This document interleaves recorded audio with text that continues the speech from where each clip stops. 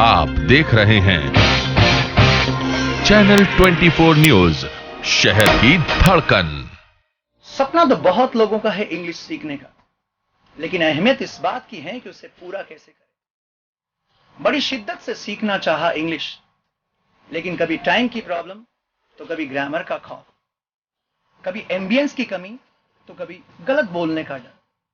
हमारे आने वाले कल की उपलब्धियों के रास्ते में सिर्फ एक ही बाधा है और वह है इंग्लिश। इंग्लिश की बाधा को दूर करने के लिए फिर से प्रस्तुत हैं आपकी सेवा में कुछ अलग अंदाज में और नई वोकैबुलरी के साथ पढ़ो उदयपुर पढ़ो।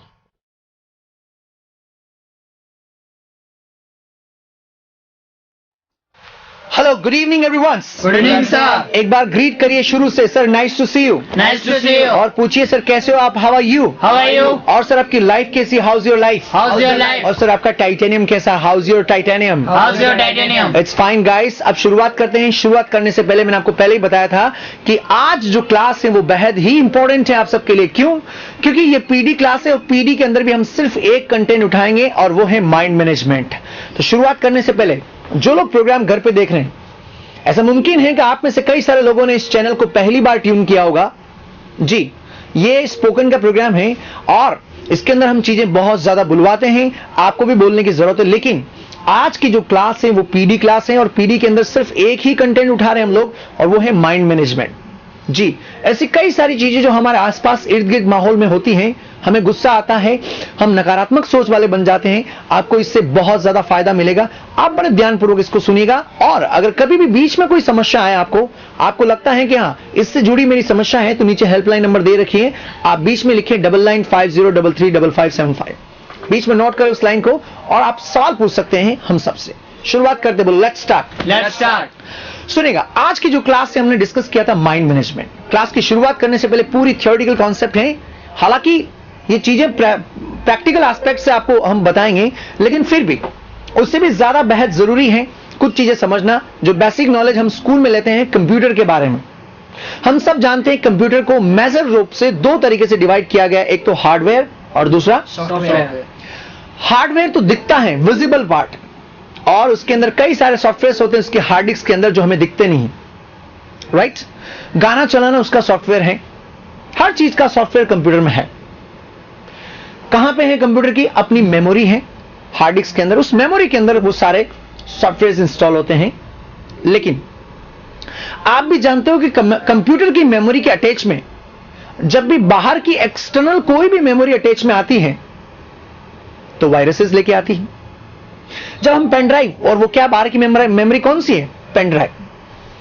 दूसरी पेन ड्राइव वापस जब यूज करते हैं हमारे कंप्यूटर के अटैच में आती है और कंप्यूटर की मेमोरी के अटैच में आती हैं तो दूसरे वायरसेस लेके आती है।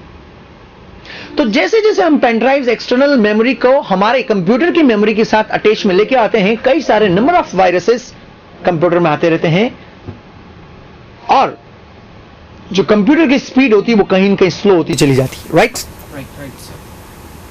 अगर हमने कंट्रोल नहीं किया, नंबर ऑफ वायरसेस बढ़ते गए तो एक दिन कंप्यूटर क्या हो जाएगा? हैंग।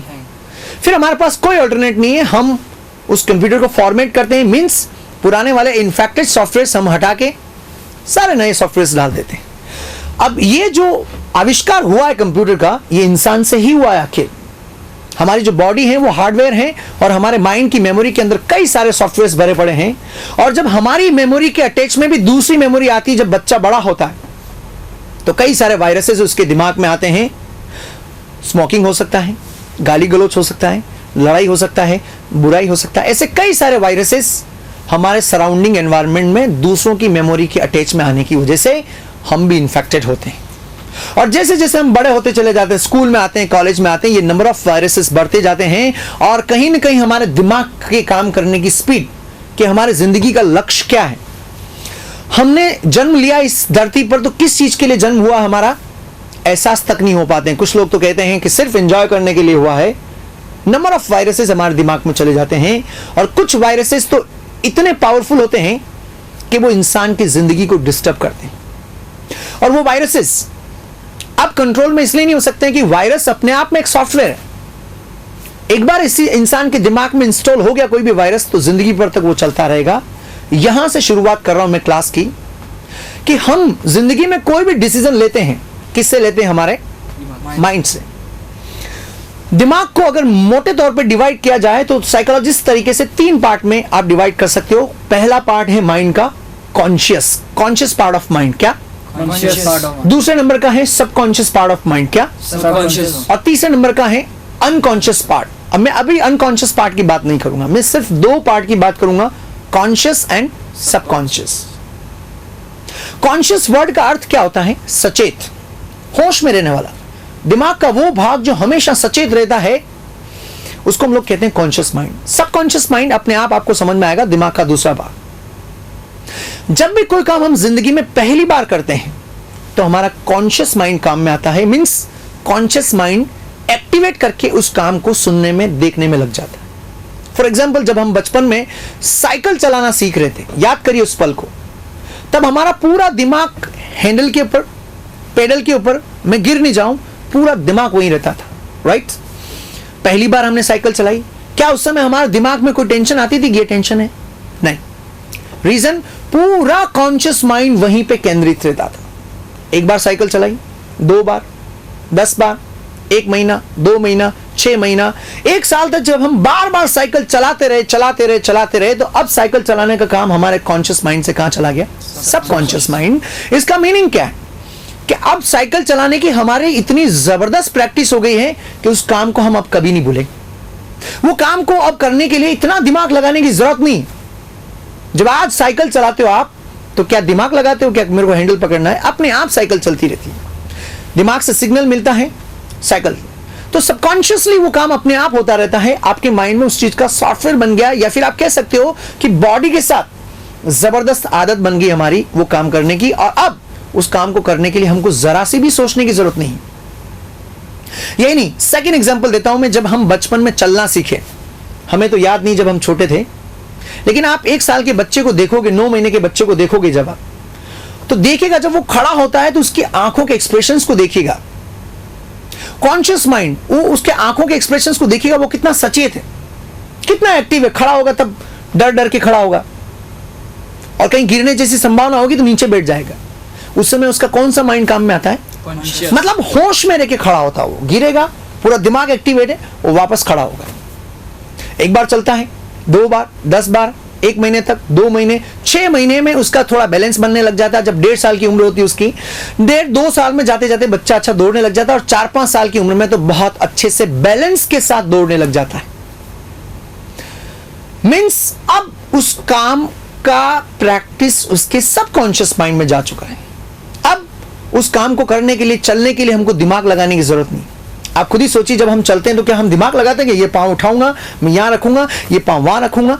हम कभी प्लानिंग नहीं करते हैं। रीजन, सबकॉन्शियसली, मतलब हमारे माइंड में उस काम की इतनी जबरदस्त अभ्यास हो चुका है, वो काम अपने आप होता चला जाता है। ये चीज, अभी तो मैं फिजिकल एक्टिविटीज की बात कर रहा हूं, मैं अभी दूसरी चीजों पे नहीं आया हूं, सिर्फ फिजिकल एक्टिविटीज की बात कर रहा हूं। इमोशंस कैसे बने, हमें गुस्सा आना कैसे स्टार्ट हुआ, बुराई निकालना कैसे स्टार्ट किया, ये सब चीजें हम लोग हमारे माहौल से ही सीखे। गुस्सा, पापा के हाथ से कोई भी चीज गिर गई, मम्मी ने गुस्सा किया, 1 साल का बच्चा उसको बड़े ध्यानपूर्वक देखता है। क्या आपको समझ में नहीं आता क्या? 2 साल का बच्चा ना सिर्फ मम्मी के शब्दों को सुनता, बल्कि मम्मी के एक्सप्रेशंस को भी बड़े गौर तरीके से देखता है। और ये तो घर घर की बात है, रोज कुछ होगा, 3 दिन बाद फिर पापा के हाथ से कुछ गिरा, मम्मी ने भजन सुना दिया, आप तो रहने दो, फिर बच्चा देखता है। हर चीज को वो अपने कॉन्शियस माइंड से सेंस करता है कि मेरे पापा मम्मी कैसे बिहेव कर रहे हैं, क्या बोल रहे हैं, उनका रोल क्या है, हर चीज को वो सेंस करता है। और इसीलिए हम लोग कहते हैं कि एनवायरमेंट डज इफेक्ट। जहां एनवायरमेंट जैसा है, इंसान को वैसी ही शिक्षा मिलेगी। एक दूसरा सटीक एग्जाम्पल देता हूं मैं आपको कि मैं जब छोटा था, मेरे दिमाग में कुछ भी नहीं था कि भगवान कृष्ण है, भगवान राम है। जब 1 साल का था, मेरे पिताजी मुझे मंदिर ले जाते, मुझे दिखाते थे, ये भगवान है, जय जय करिए, चरण स्पर्श कीजिए, जूते बाहर खोलिए। हर वो संस्कार मुझे गहराई से सिखाते थे, और एक बार नहीं, कईयों बार। रोज जब मंदिर जाते थे, रोज ये संस्कार दिखाते थे, ये भगवान है, ऐसे जय जय करो, ऐसे जूते बाहर खोलो, हर चीज मुझे सिखाते थे। 2 बार, 10 बार, 3 बार, मतलब 50 बार, 100 बार, 1, 2 साल, 3 साल, 6, 7 साल तक जब मुझे रोज मंदिर ले जाते थे, तो हर वो चीज जो मुझे सिखाते थे, वो सारी चीजें मेरे कौन से माइंड में चली गई? Subconscious mind. जबरदस्त विश्वास हो गया मेरे को, और आज वो इतनी जबरदस्त आदत है कि मैं किसी भी मंदिर के सामने से गुजरता हूं तो अपने आप सर झुक जाता है मेरा। Reason is subconscious mind practice, कि पहले इस काम को हमने इतनी बार किया हुआ है कि वो काम अपने आप हमसे हो जाएगा। अब ये चीज तो बहुत अच्छा सिखाई हमारे सबके पेरेंट्स ने, कैसे प्रणाम करना चाहिए, कितनी शिद्दत से और कितनी सच्चाई से हमको भगवान के प्रति समर्पण, विश्वास, आस्था हमारे दिमाग में डाली। लेकिन एक बात में हमेशा संदेह होता है कि जितना विश्वास हमारे पेरेंट्स ने भगवान के प्रति हमारे मन में, हमारे दिमाग में बिठाया, उतना शायद विश्वास हमारे रिश्तेदारों के प्रति नहीं बिठाया। बचपन से वो कड़वाहट, कटाक्ष हमने बचपन से सुना हुआ है, अंकल, बड़े पापा ये तो ऐसे ही है, हमारा भला कभी चाहते ही नहीं।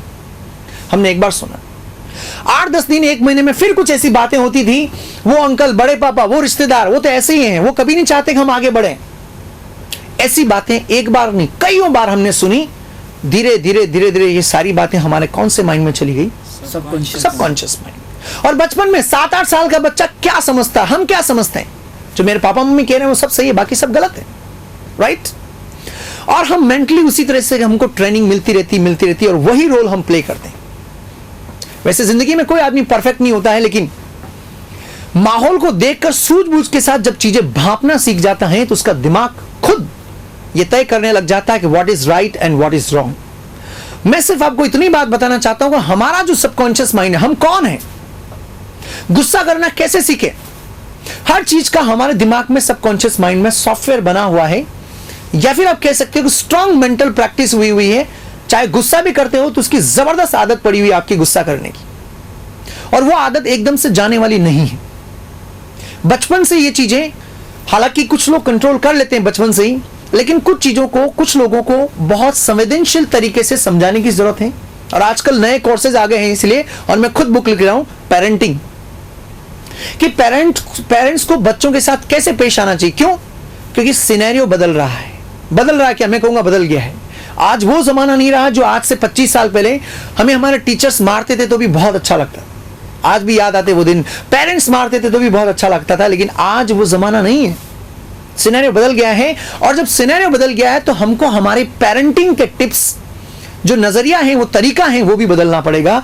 नहीं तो हम ऑर्थोडॉक्स तरीके से, रूढ़िवादी तरीके से हर चीज को जिंदगी भर तक नहीं कायम रख सकते हैं। हमारा परिवार टूट जाएगा, हम कहीं न कहीं डिस्टर्ब होंगे। इसलिए हमारे सबकॉन्शियस माइंड को कंट्रोल में लाने का एक और टिप मैं आपको दे रहा हूं।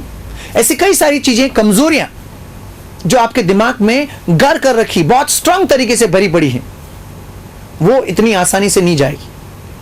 फॉर एग्जाम्पल, गुस्सा आना, आम सी बात, आना भी चाहिए, लेकिन बेतुका और फालतू चीजों पर अगर आपको गुस्सा आ रहा है, इट मींस ये आपकी एक नई आदत बन रही है कि आपको हर बार कोई भी ऐसी बात कहेगा तो हर बार आपको गुस्सा आ जाएगा। घर में भी एक बहुत छोटा सा उदाहरण दे रहा हूं कि आपके पिताजी को अगर कोई आपके सामने गाली दे 3-4, आप क्या करोगे? सुनोगे? अप्रिशिएट करोगे? जी नहीं। आपका आत्मविश्वास डगमगा जाएगा, सेल्फ रिस्पेक्ट डगमगा जाएगा। जैसे कोई गाली देगा, आपके सबकॉन्शियस माइंड उसको सेंस करेगा किस टाइप की गाली है। उससे भी भारी भरकम गालियां तो आपके दिमाग में भरी पड़ी, और निकालोगे, तू जानता नहीं मैं ये कर दूंगा, वो कर दूंगा, ये कर दूंगा, जिंदगी के 2 घंटे खराब कर दोगे। इसी जगह आप सोचिए, अभी आप यहां बैठे और बाहर कोई आपको 10-15 गालियां दे रहा है, लेकिन आपके कोई फर्क नहीं पड़ा। रीजन, इनपुट नहीं गया तो आउटपुट आया ही नहीं। मैं इस उदाहरण से यह चीज प्रूव करना चाहता हूं कि कितना आसान है किसी इंसान के दिमाग को डिस्टर्ब करना। मुझे एक बार पता चल गया कि आपका दिमाग इन चीजों से डिस्टर्ब होता है, इन चीजों से खराब होता है। बस बार बार उनको चिढ़ाते रहो, दिमाग खराब होता रहेगा। बात यह नहीं, बात यह है कि कोई भी आदमी अगर आपको गाली दे रहा है तो मैं इसका नजरिया कुछ अलग ढंग से देखता हूं। एक तो यह कि वो अपने एटीट्यूड का प्रेजेंटेशन कर रहा है अपने सामने, कि उसके अंदर जो भी नॉलेज है उसने बखान किया। दूसरा, वो हमें उकसा रहा है गाली देकर कि हम भी अपना टाइम खराब करें, उसके साथ उलझे और 2-3 घंटे खराब हो, चलता रहेगा। जिंदगी है, हमको एक ही जीवन मिली है। कुछ लोग बहुत जल्दी ये प्रूव कर देते कि हम इंसान हैं, और कुछ लोग जिंदगी भर तक ये प्रूव नहीं कर पाते कि मेरा जन्म किस पर्पस के लिए हुआ, इस धरती पे बोझ बढ़ाने के लिए हुआ या सचमुच मेरा कोई टारगेट है, मेरा कोई लक्ष्य है। जिंदगी भर तक प्रूव नहीं कर पाते। और दूसरा, कुछ लोग तो मर 25 साल की उम्र में जाते हैं, बस उन्हें जलाया और दफनाया 70-80 साल की उम्र में जाता है। आप मेरी बातों को समझ रहे हो? मैं ये कहना चाह रहा हूं कि सबकॉन्शियसली वो प्रिपेयर्ड ही नहीं होते हैं कि मुझे जिंदगी में करना क्या है। फालतू फालतू चीजों में इन्वॉल्वमेंट हो जाएंगे। और आजकल आज की जनरेशन में अनैतिक तरीके से लोगों का इन्वॉल्वमेंट ज्यादा बढ़ गया है। सबको पैसा चाहिए, मोबाइल चाहिए, स्मार्टफोन चाहिए, नैतिक तरीका कोई भी अपनाना नहीं चाहता है। लेकिन ये सब चीजें खाली सोचने की जरूरत है। हम हमारी बाइक लेके आते हैं तो कितनी शिद्दत से उसकी सर्विसिंग करवाते हैं, हर महीने में ध्यान रखते हैं उसकी, 2 महीने में सर्विसिंग, 3 पैसेंजर हम नहीं बिठाते हैं। सोचिए जब गाड़ी के अंदर इतनी पावर होती तब हम 2-3 सवारियां नहीं बिठाते हैं, और जब गाड़ी बूढ़ी हो जाती 5-6 साल तब लोग 4-4 सवारी बैठा के ले जाते हैं। जिंदगी का कुछ कर्म ऐसे ही है। जब उसके पास पावर नहीं तब उसके ऊपर ज्यादा लोग बिठाते हैं। जब बाइक की इतनी केयर करते हैं तो सोचिए हम हमारे माइंड की सर्विसिंग क्यों नहीं करते हैं? क्या कमियां हमारे अंदर है कि किन किन बातों पे मुझे गुस्सा आता है, कहां कहां पे मैं डिस्टर्ब होता हूं, कहां कहां मैं बहुत जल्दी इमोशनल हो जाता हूं। ये सोचिए कि ये परिस्थितियां, ये स्थितियां हर जगह हमको डिस्टर्ब कर रही है। हमारा सबकॉन्शियस माइंड ऐसा बन चुका है, और मेरी आदत सी बन गई है कि छोटी छोटी बातों पर मेरे को गुस्सा आ जाता है, क्योंकि अंदर सॉफ्टवेयर बना हुआ है। अब उस कमी को अगर हटाना है तो आपको जरूरत है एंटीवायरस बनाने की। एक बार नहीं, आपको कई बार सोचने की जरूरत है कि मैं इस बात पे भड़क जाता हूं। कई बार लोग अपने आजकल की बच्चों की और पेरेंट्स के बीच में ट्यूनिंग बैठती नहीं। हमारे पास टाइटेनियम पे से कई सारे विद्यार्थी आते हैं कि सर मेरे बच्चा मेरी बात ही नहीं सुनता। पापा चाहते हैं कि मेरा बच्चा ये करे और बच्चा चाहता है मेरे पापा ऐसे बिहेव करें। अब ये दोनों समझाएगा कौन? घर में कौन आएगा? ऊपर से कोई नहीं आने वाला है। हमको हमारी सूझबूझ से ही दोनों के बीच में तालमेल, ट्यूनिंग बिठानी पड़ेगी।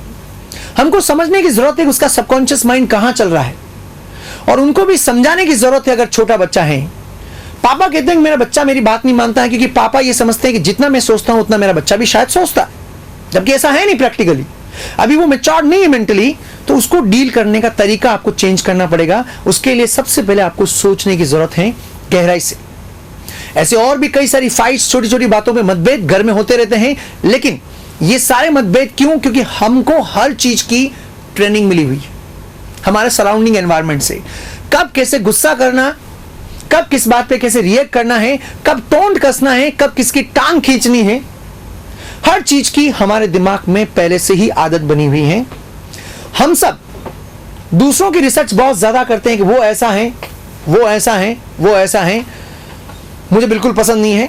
लेकिन हम हमारी रिसर्च कभी नहीं करते हैं कि मेरे अंदर क्या कमी है और मेरे बारे में लोग क्या सोचते हैं। दुनिया की बात नहीं कर रहा हूं, लेकिन कम से कम घर वालों के सामने तो हमको हमारा नजरिया खुद के बारे में पता होना चाहिए कि मेरे बारे में ये सोचते हैं ना। 2 पहलू है। एक पहलू तो ये कि मान लो कि हाँ मैं ऐसे ही हूं, और दूसरा पहलू है कि नहीं, मुझे सबको साथ में लेके चलना है, ट्यूनिंग बिठा के चलना है, तो मुझे अपने सबकॉन्शियस माइंड को चेंज करने की जरूरत है। आप एंटीवायरस बनाइए। एंटीवायरस मतलब समझे आप? जैसे आपको गुस्सा बहुत आता है, तो आप दिन में 50 बार सबसे पहले आप सोचिए कि मुझे गुस्सा बहुत आता है, मुझे कंट्रोल करना है। सोचने से आपका कंट्रोल नहीं होगा, उसको सबकॉन्शियस माइंड में स्ट्रॉन्ग हैबिट बनानी पड़ेगी आपकी। हर 5 मिनट में सोचिए कि मुझे गुस्सा आता, अगली बार मेरी मम्मी कुछ भी कहे कि मुझे इस कान से सुना, इस कान से निकालना है, और ये मेरी बुरी आदत है, मुझे इसको हटाना। हर 5 मिनट में सोचिए इस बात को। एक दिन में 50-60 बार सोचिए, दूसरे दिन 50-60 बार और सोचिए। ऐसे करके जब आप रोज इस प्रकार की चीजें बार बार अपने दिमाग में बिठाओगे तो ये चीज आपके सबकॉन्शियस माइंड में चली जाएगी। आपकी धीरे धीरे एक नई हैबिट से बनने लग जाएगी। आपको जब भी गुस्सा आएगा तो ये बात अपने आप याद आने लग जाएगी कि जी मेरी बुरी आदत है, मुझे इसको कंट्रोल करना। आधी बार लोग हमें कहते हैं कि सर मैं कोशिश करता हूं गुस्सा कंट्रोल करने की। जी नहीं, कोशिश करता हूं अपने आप में एक बात आपके दिमाग में बैठी हुई कि हाँ इस बात में मैं कोशिश करता हूं, लेकिन ये कोशिश नहीं है, ये सिर्फ आपके दिमाग की सोच है कि आप कोशिश करते हो। कोशिश इसको नहीं कहते हैं। कोशिश के लिए आपको सोचना पड़ेगा, और एक बार नहीं कई बार सोचना पड़ेगा, तब जाके आपके दिमाग में ये स्ट्रांग होगी। और जब स्ट्रांग होगी तो धीरे धीरे चीजें आपको याद रहेगी। इसको हम कहते हैं एंटीवायरस। जब भी आप खुद अपना एनालिसिस करें, अपनी कमजोरियां निकालें कि मेरे अंदर क्या कमियां हैं, क्या कमजोरियां हैं, और उसका आकलन करें और एक एंटीवायरस डिजाइन कर करके धीरे धीरे अपनी सारी कमियों को खत्म करने का प्रयास करें। राइट? एक छोटा सा टॉपिक रखा, माइंड मैनेजमेंट। अपने माइंड को मैनेज कैसे करना है, सबकॉन्शियस माइंड कैसे बना हुआ, कमियां उसको हटानी कैसे, एंटीवायरस बना के। समय की कमी है हमारे पास, हालांकि ये क्लास 1.5 घंटे की थी, लेकिन मैं आपको संक्षिप्त में समझाया। जो प्रोग्राम घर पे देख रहे हैं, ये क्लास बहुत संक्षिप्त में हमने समझाई है। 1.5 घंटे की क्लास है, हालांकि कई सारे एग्जांपल्स और होते हैं, रियल लाइफ की चीजें होती हैं कि किस तरीके से हमारा सबकॉन्शियस माइंड बनता है और कैसे हमारे अंदर बहुत सारी कमियां घर करती हुई चली जाती है। आपको भी इस प्रकार की कोई भी दुविधा हो, कंसल्टेशन लेना चाहें इंग्लिश से रिगार्डिंग, इंग्लिश को वर्ड्स को लेकर, हालांकि प्रोग्राम इंग्लिश के लिए डिजाइन किया गया है, लेकिन हम ये सोचते हैं कि इंग्लिश के साथ में बीइंग ए टीचर हमारी ये जिम्मेदारी होती है कि इस देश के युवाओं को हम वो सारी शिक्षा दें जो इंग्लिश के साथ में बेहद जरूरी है अपनी जिंदगी को सही दिशा में ढालने के लिए।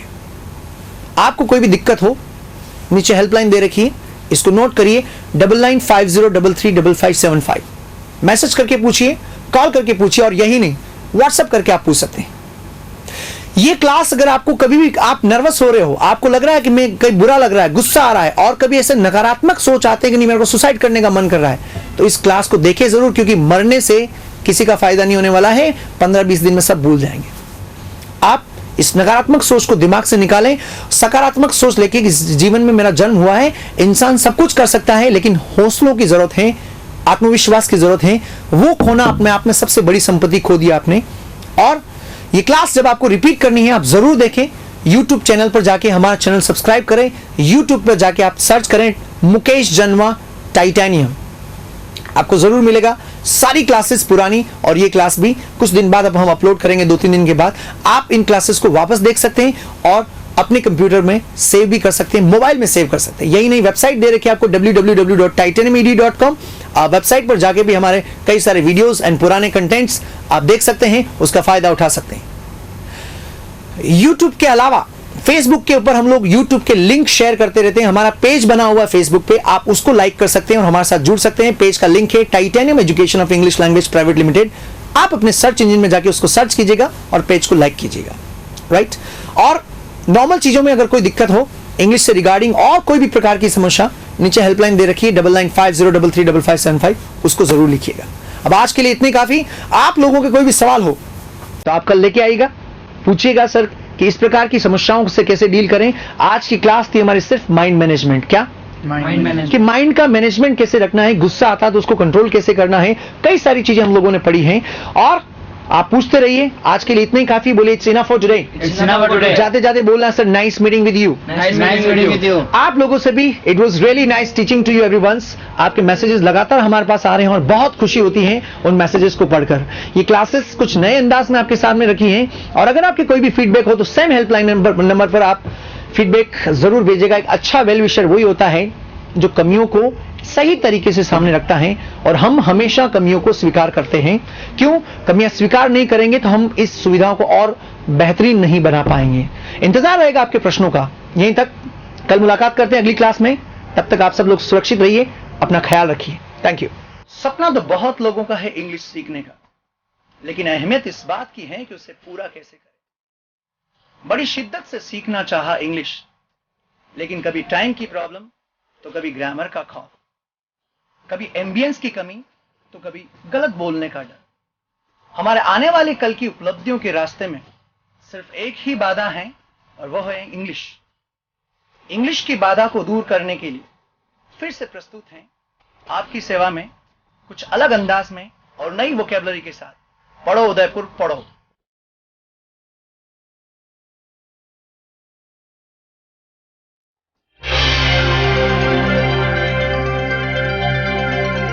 आप देख रहे हैं चैनल 24 न्यूज, शहर की धड़कन।